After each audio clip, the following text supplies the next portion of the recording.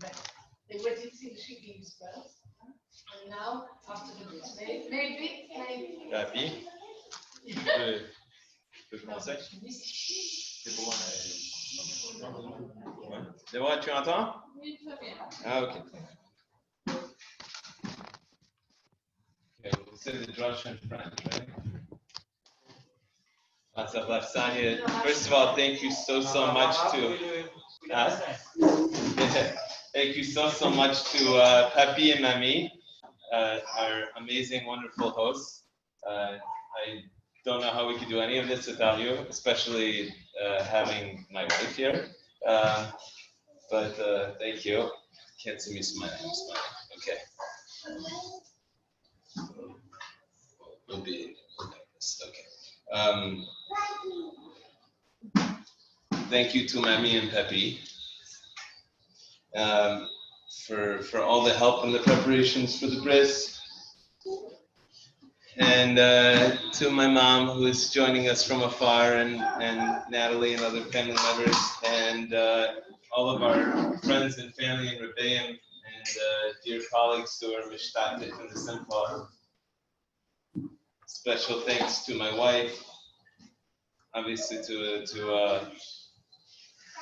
my brothers-in-law, Tanen, and to all of their help.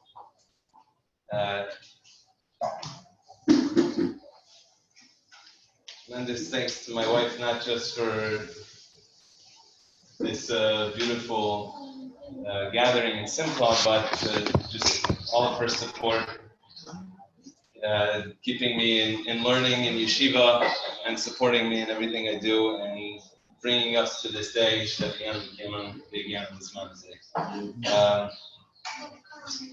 Obviously, the greatest thanks is to Hashem. There's a young man who's in Shidduchim, who's dating, and he was ready to get engaged, and he went to meet the father, future father-in-law, asked for permission, and the father-in-law said, "You don't have money, you don't have a job, you don't have an education. What's your plan?" He said, "Hashem will provide." "Well, how are you going to pay for your rent?" "Hashem will provide." "How are you going to pay for your first child?" "Hashem will provide." "How are you going to marry off your children?" "Hashem will provide." "How are you going to leave something over for your children in the end?" "Hashem will provide." Okay, so the future father-in-law goes home to his wife. She said, "What do you think of him?" He said, "Very nice guy, but he thinks I'm Hashem." Okay, so Hashem. My in-laws are not Hashem, but they are tremendously supportive and helpful for everything, and we really, really greatly appreciate it. We named our son Yehuda Moshe, which I'll speak about in a moment. First, just the idea of a bris. One of my sisters joining said this is the first bris that she's ever participated in, which is interesting because we have a little brother out of bris, so I don't know where she was, but that's right. So, what is this idea of bris? It's interesting because one of the fundamental halacha books, the Torah, which brings what some people might feel as dry halacha, one halacha after another halacha, Jewish law, right? All of a sudden, Reish Samech, all of a sudden there's a whole Drasha, there's a whole deep explanation of what a bris is. And the Bach explanation on the Torah jumps on that right away and says, well, why was the Torah so expansive in his explanation here? Maybe it was because the Torah felt like in his generation, people were getting lazy with bris, and people didn't appreciate what a bris is and didn't realize the greatness of a bris. So I'm going to show you how great bris is, and he enumerates 8 different, obviously 8 is a significant number, 8 days to a bris, but he enumerates 8 beautiful, powerful reasons why Bris is significant. I won't go through all 8 of them, but a couple of them are Bris saves a Yid from Gehenna. That's the Gemara in Erevin, Yud Tes Amud Aleph, that Avram Avinu is sitting at the Piskei Gehenna in his Matzah Kol Yisrael, except for those who are Machasis of Bris. So there's also the negative component, there's the Kares, there's so many different components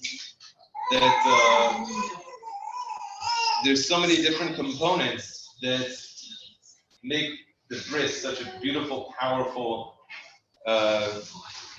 incredible, life-changing event. So life-changing that Abraham was commanded to do this, and he was not called Abraham, he was called Abram. He was not called Abraham until he created that bris, that permanent sign in his body that he is dedicating his life to serving his Creator. Now, the Sefer Chinuch discusses the deep meaning and beauty of that, and how a man cannot be complete, a Jewish man cannot be complete without having a bris. And he doesn't have the shleimus until he has the bris. That's why Avram was only Avram until he had the bris, and he was Abraham. Abraham was just a father of one community. Abraham was the father of nations, right? Taking his soon-to-be role in being a leader of the moral and ethical world. It's very funny to think that the idea of cutting off a piece of skin is an investment in ethical, moral future. But when we rethink the entire approach, that why are we here? Why are we doing this? It's because we're dedicating our life to Hashem, service of our Creator. And if our Creator says that the way to perfect yourself is this, for many deep, meaningful, spiritual reasons, but I don't even need to go into the reasons. If this is what's going to make you live on an elevated level, emotionally, spiritually, in every way, this is the starting place. That's why this is one of the first mitzvahs that a newborn baby Jewish boy has the merit to do. It's the starting of an entire life that's dedicated towards that, which is obviously something that we pray and hope for our son, Yehuda Moshe. This idea of creating a roshim, an impression, is not just, as the Chinuch explains, the roshim is not just on the body itself. The roshim is in the soul, and it's going to help bring out that shleimus, that completeness. And it's something that Avram Avinu had to be the first to do and set in action. And since then, today I made a bracha of Lachnis of Beryl Avram Avinu. Thousands of years later, we're still making a bracha on the Bris of Avram Avinu. I'm not saying it on, the Bris that my Rabbi, my Gershenfeld told me about when I was in yeshiva, or that my parents did for me. It's the Bris of Avram Avinu, because he was the pioneer. He was the first to create that change, that impression in his body and in the body and the soul of the Jewish people. That very essence of roshim and impression and leadership and starting something for an entire generation to follow and many generations to follow is exactly why we chose the name Yehuda Moshe. So Yehuda Moshe is first and foremost, there are many reasons why we chose the name, and Yehuda and Moshe were both grandparents of my wife. Yehuda is my father-in-law's father, and Moshe was my mother-in-law's father, and they both survived the Holocaust, both through tremendous Mesiras Nefesh, self-sacrifice, and showing the exact midah, the exact character that we hope that our Yehuda Moshe would bring out, and connecting to the original Yehuda and the original Moshe. When I talk to fellow Jews, especially unaffiliated Jews, I'm always curious what for them they would say defines leadership. I was interviewed once by one of the colleagues in my office I was interviewed for his program in Mexico, and he was doing a whole project on leadership and asked me all these questions about leadership. And I told him about Rav Steiner. And he was famous rabbi who lived in an apartment that most college students would be embarrassed to live in. And for him, it was a palace. And he was the greatest leader of the Jewish people for the past many, many years. And when they asked what made him such a leader, they were coming from this aspect of, was he very powerful? Did he make billions of dollars? Did he have a lot of Twitter followers? What made him such a what made him such a special leader? And this is something that I feel is, we chose the second name, Moshe. When I asked the question even to our Shabbos guests, what was the greatest midah of Moshe Rabbeinu, of Moses, right? And I hope I'm not afraid for saying this, because I know that the Torah says explicitly that he was the most humble man in the world. And so that's obviously the midah. But I would like to suggest there's another character trait that made Moshe great, which was his sense of achrayus, taking responsibility. That is what I believe makes the difference between a true great leader, especially in the Jewish world, and everyone else. Taking achrayus for himself, for his family, for his community, for the entire world. Avraham Avinu took achrayus for his entire generation. He took responsibility for his entire generation. Both of these people, Yehuda and Moshe, took responsibility for their entire generation. The source of the name Yehuda, which is a name that's very close to our hearts for my wife and me, for many reasons. One reason being that that it's an expression of gratitude to Hashem. That his mother Leah said, "This time I will thank Hashem, because Hashem promised that we would have 3 children, and I had 4 children. It's more than I bargained for. I'm very grateful for that." Right? So the Chidush Rim says that this is why we Jews are called Yehudim, after Yehuda. That's why we're called Jews, Yehudim. Because it's a Jewish characteristic trait to always be grateful and have the attitude of Hashem has done more for us than we really deserve. And that humility and appreciation and gratitude all together, that is what makes a Yehudi. At the same time, Yehuda is from the term hoida, which is recognition and admitting. And we see that we talked about the Roshim, the impression that Avram made. The Roshim, if I could point to one Roshim impression that Yehuda made, was obviously, let's say, with what happened with Tamar. And that he understood exactly what would happen, and that he could stay quiet and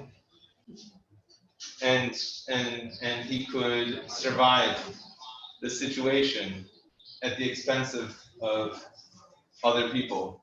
Like he decided to swallow his pride, and he said, Midrash says that he said, what's worse, that I should be embarrassed in this world or in the next world for eternity? So he said, it's better that I should be embarrassed now, and I shouldn't be embarrassed for eternity. And so he was mager on his midas, and he sacrificed all of his pride and admitted to something that was very, very embarrassing for him and for his entire family. And because of that thing that he did, so just like Avram Avinu created a reshim and an impression for entire generations that we call a bris of Avram Avinu, we are called Yehudim because we have that recognition and that humility and that ability to say, this is, the difference between right and wrong, and recognizing the difference between right and wrong. And really, that's the Jewish role in this world, is bringing morality to this world, bringing Hashem's morality to this world. So that Roshim that was set, the Drasha Kenim recognizes.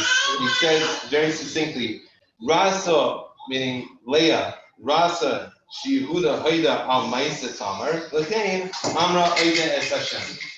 Right? Leah saw that Yehuda would eventually, at one point, admit to what happened with Tamar. And she herself said, you know what I did with Yaakov, that I tricked Yaakov, that was also not good. Was it, did lives depend on it? I mean, in the end, it was a happy story.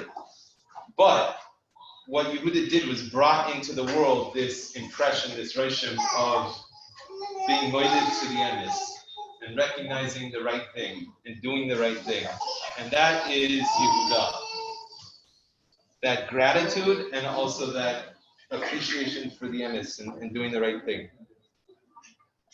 So that's something that we connect with. I personally have a deep appreciation for the name Yehuda, because no matter what language you want to translate it to, Yehuda, Judah, Jude, whatever it is, it's screaming Jew, right? It's not hiding anything. And same thing with Moshe. I was thinking about what name to put on the passport, and there's no way around it.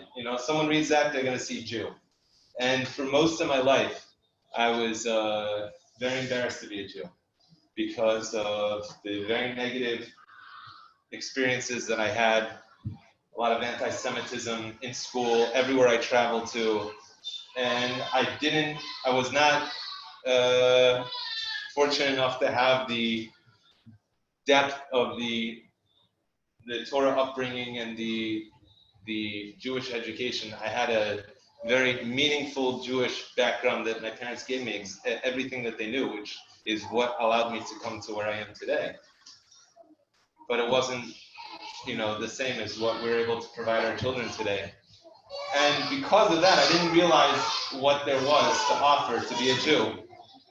And I was embarrassed.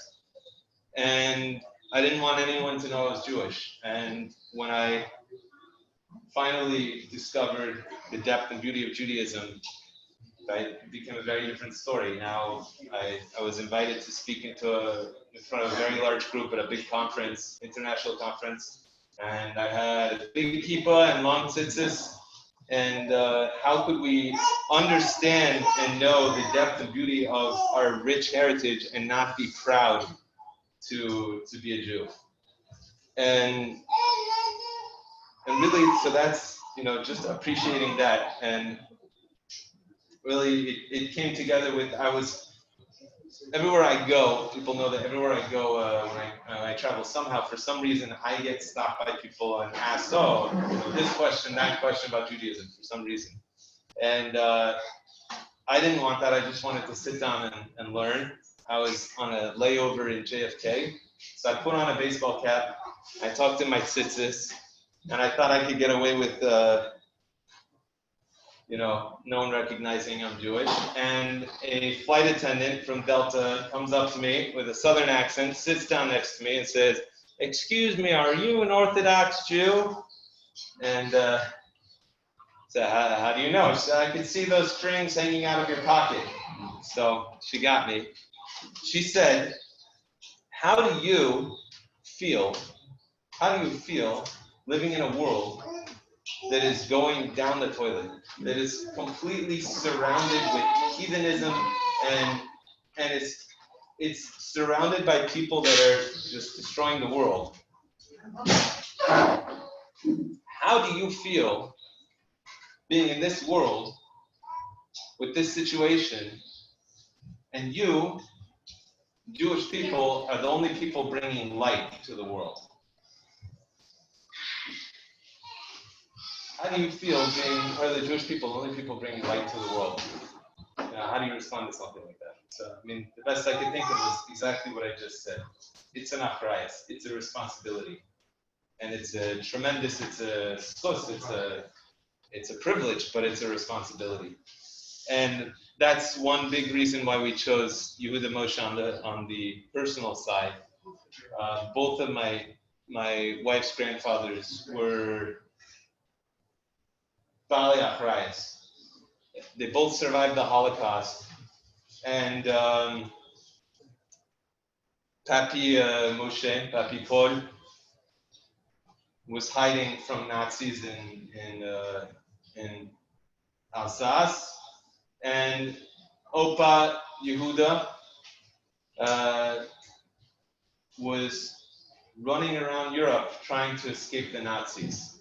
He was from Germany, and he ended back in Germany because he had nowhere else to go. That's the only place he could get work, so he ended up in Germany.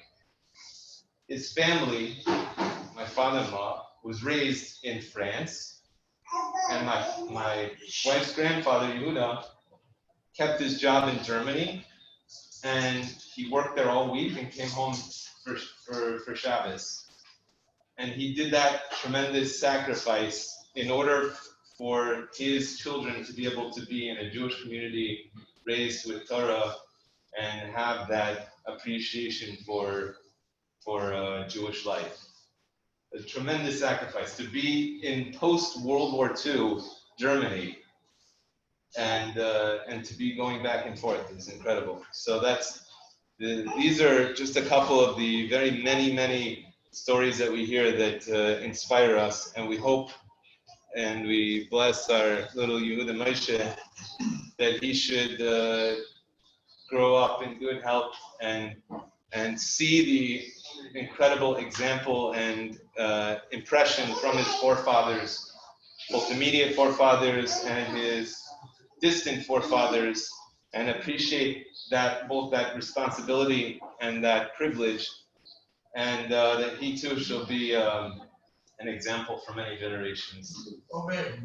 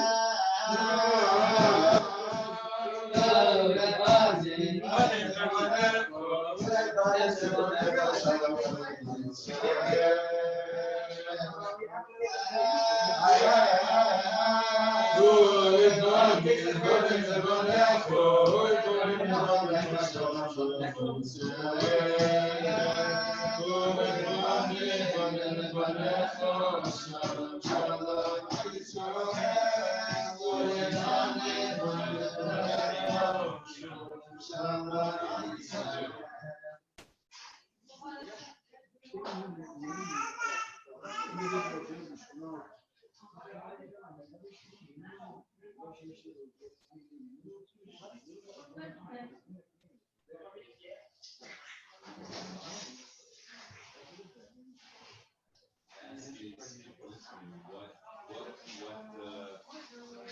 met the president of your country in Mexico, what would you say? I only asked if they pay taxes and, if they voted for him and, things like that. They said, well, what about this, Rabbi Tango? They said, really asked to get a place for Shabbos. And, if you've been taken care of and you're getting everything you need education-wise, health-wise.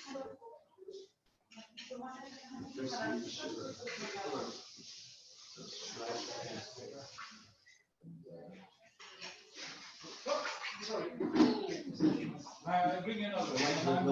Bring another. Sorry.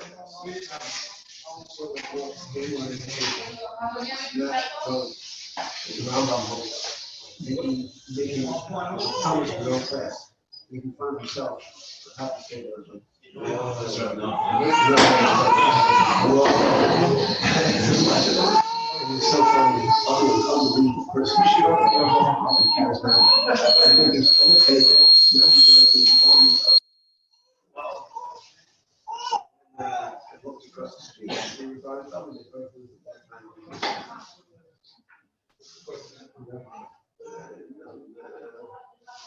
Between Torah and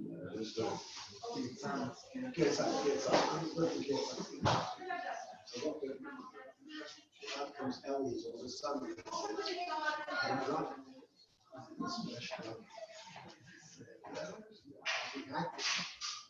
How's usually usually ask me they start talking. He says, yeah, today's national day. He comes out. You don't ask your name, you don't ask how you doing, you just start asking where you're going in the morning.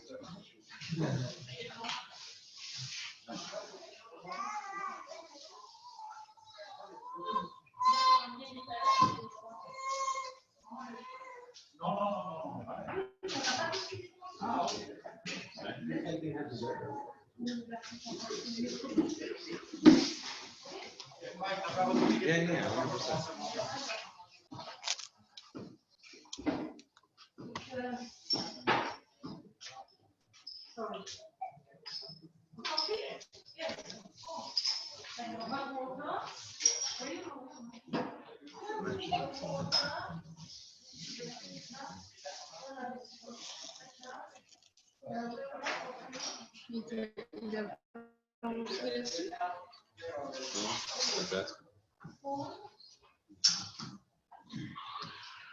Okay, just I really just want to speak to Ephraim.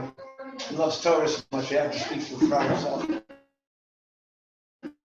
I just want two hours of appreciation of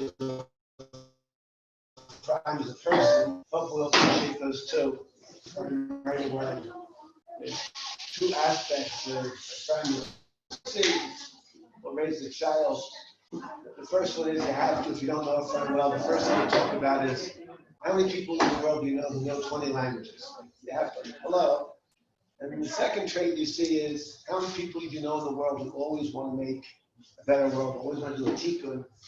As he talked about, you see when he talked about the grandparents, about the riot, how he takes up and makes a better world.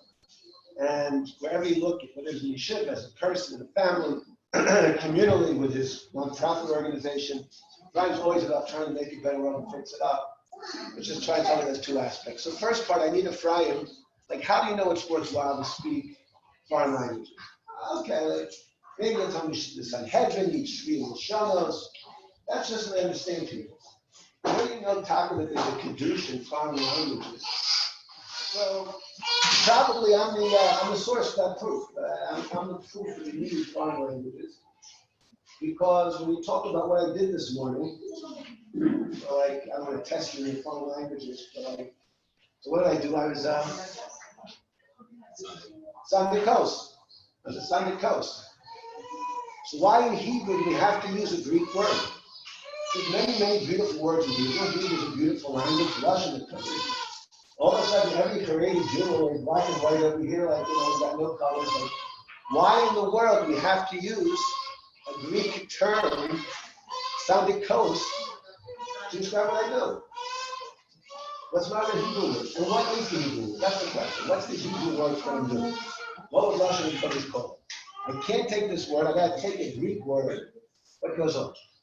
So it gets a little worse. So if we don't know what a word means, what's every from Jew do? You take the Aruch, the famous dictionary from Rabbi, the Rosh Hashiva of the Abbazin of Rome in 1100, and you open up the Aruch, and you want to know, I'm Yisandikos, I'm telling you Yisandikos, it's a big privilege. I thank you, Bez Hashem, you should have lots of nachas for many, many years. With Yehuda Moshe, we look forward to his bar mitzvah, seeing his death, his weddings, Bez Hashem, his barak together. We should have lots of enjoyment. What's a Yisandikos? What's like, speak Hebrew to me, right? You can imagine, I don't know if it happens over here, like he threatened to speak in French to us today, like we wouldn't know what he's talking about. And I'm sure he threatens to speak in, what's that? Slavian or something? What's that? Serbian and Bosnian and like all these languages. I never know the countries exist, right? Slovenia and Bosnia, like, what are you going to do? Why can't we use a nice normal Hebrew word? So what's the Hebrew word for Sandikos? So you open up the Aruch, and the Aruch's beautiful. The Aruch says Sandikos, Lashon Yavani. It's a Greek word, Yashkaf, very nice, okay, good. And then he translates it. What's the Aruch say? The Lashon Romi, in Latin, patron. He's a patron. Yashkov, wonderful. Right, that's why I need the Aruch for. Okay, so you're from Rome. So you translate Greek into Latin for me. Only Ephraim appreciates that. And all the rest of us go, like, could you please speak to me like a normal Jew, like speak in English, like Art Scroll, or speak to me in, in Hebrew, like speak Lashon HaKodesh. What's the word mean? So it's an amazing thing that they felt that the word didn't exist in Hebrew, and the best way to express this idea was to pick a Latin and a Greek word. So I don't know what's so Sandikos. So then so let's take it. So what's patron mean? So we know that Rashi has the same problem. Rashi has the same problem. And it says, Ani av li Yosef, Ani av l'paro. When Yosef says, Ani av l'paro, we understand that means he's not a biological father to Paro. It means he's a spiritual father to Paro. So Rashi writes down, what's it mean he's an Av? He's a patron. Rashi goes, and actually Rashi is right there. It's the Medrash. The Medrash says, patron l'chaver. So what's that? So what's Rashi after his word patron for? So Pashut idea is this idea, I think, that a tzaddik is a patron for the baby. What's a patron do? A patron goes, you got great ideas, really true, Rabbi, you got great ideas. I'm going to give money and going to help you bring out your ideas to the world. That's what every patron in the world was. That's what Greeks, Latins, everybody. You saw a patron, smart idea, I'm going to have you do it. I'm going to invest in you. So a tzaddik is a patron for the baby. The baby can't think. The baby doesn't have machshavas. The baby doesn't have a connection to Olam Hadas. And the job is, well, he's doing the mitzvah down here for me to connect upstairs with the Etzim or to bring him down. So I'm a patron. My mission is to give over to him, say, you're a great little kid. I don't know if Yehuda Moshe and I did it, but Yehuda Moshe, you're great. My das, my connection will be there for you. That's what I'm going for. So that's the part of the Sandikos. The Sandikos is a person which they saw in the Greek and Latin world. They saw people who were patrons. So that made sense to them. Now you know what you want to do. You be a patron for this kid. Go out, devote yourself, go for it. Be a spiritual father. That's why Rashi defines Avila Kara as patron. That's what I think is going on. Okay, but I just faked it. Like, how do you translate it in Hebrew? What would be the word if you use the word Sandikos? That's the question. Shliach, not bad. Okay, I hear. But a shliach is no more than a. I'm open. I don't push people, but I'm open. Guardian? Another Greek word, apotropos. Apotropos? What's the Greek? What's the Greek? Apotropos. Shkia. So, Mashkiach. Make work out of it. Mashpia. Okay, so I think from the Harakamans we say in a Bris Milah, we'll figure out what the right word in Hebrew is for a sandikos. Before they met the Greeks, what did we call a sandik? And maybe they put a sandikos in the very beginning. Yom Himamel is Yitzchak. Himamel is the Kodesh Baruch who was a sandik for Yitzchak. So let's just go through. There's 6 Harakamans we say. So who do people get in Mubarak who were involved in this ceremony? And again, how important a sandik is pretty amazing. If you're in Shulchan Paskins, if you've got the Moel and the sandik together at a Kriyas Torah, today was Thursday, who gets Kadima in the sandik? Sandik. More important than Moel? And more important than Moel? What's it? Good? That includes the father? Includes father. I have experience at the reason. Baruch Hashem. You shall have many more such experiences. So let's try. So who do we give Harachaman to? Who do we Mevarach? Harachaman Yivarach as a gal of Imo. V'yizkul l'gadu l'chanchu l'chach l'yom hashmini l'hali yitzed l'mo. V'yashem l'kov Imo. That's a bracha to you. I got it. Harachaman Yivarach rach hanimo l'shmona. Mevarach rach hanimo l'shmona. That's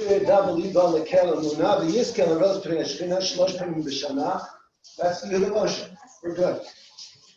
Harachaman Yivarech Hamal B'sar Ha'orlah. It's like the one who cut the skin. Ufaru Natzis and turned it back, and he pulled out the blood.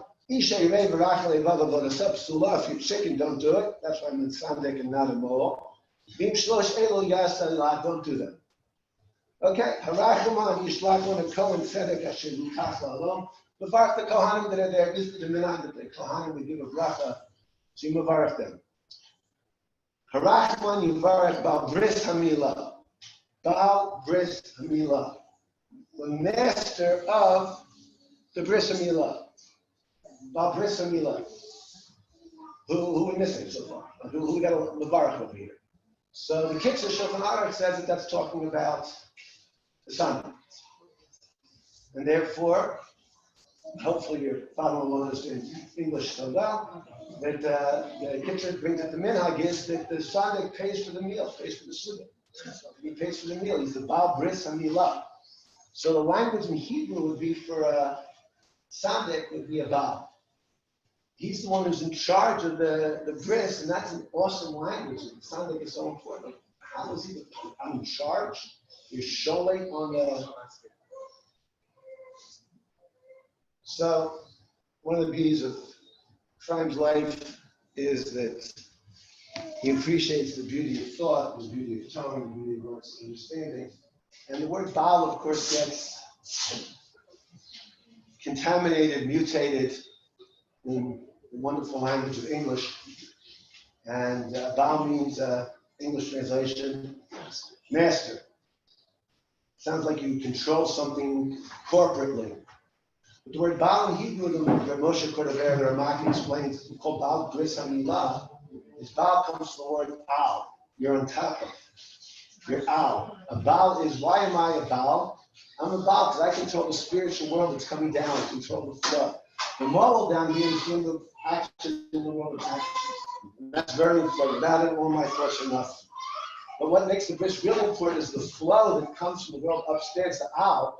That's Baal HaBris Hamilah.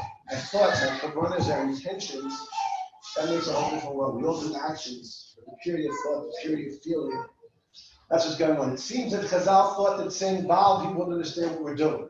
Sounded kos or patron, that clarifies the idea that there's foreign languages you know to preach it. But a Baal is what we're really trying to do. That's going on. The Moshe Kodaver explains further. What's the word Al? The word Al is the first thing is we live in a world of physicality, and you have to ayin. The first letter of Al is ayin. You have to look in deeply. You have to iyun. The world sadly looks like it's meaningless. We can give meaning to it when we earn. Then above that, there's a level above that world. We have to sit down and figure out the spiritual world, the Chachma, Bina, and Das. Those three levels, we have to lamed. Lamed stands for those three levels of Chachma, Bina, and Das. It stands for 30, Gematria 30. It stands for Lomed. So the way your Baal is your eye, when you look in the physical world, you figure out what the physical world's doing, and then you understand it, you're Lomed about it, and you become a Baal of it.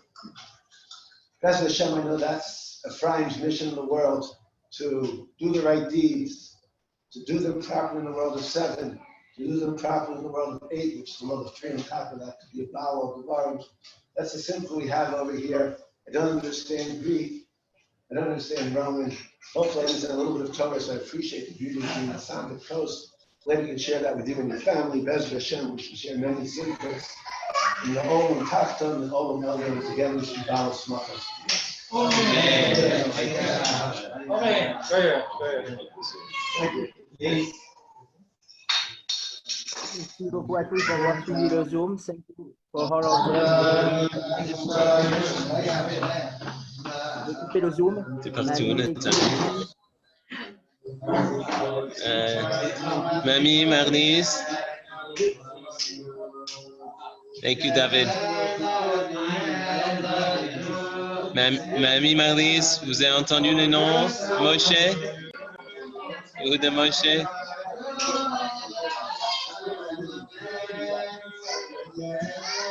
Tu vois, Malvina, joyeux anniversaire. Tu vois, c'est pas...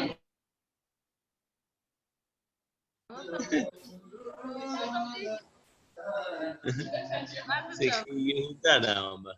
Oui.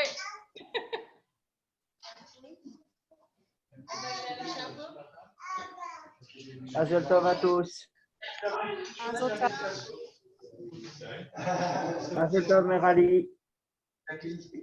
Mazel tov. Mazel tov. Au revoir. What time is it in France right now?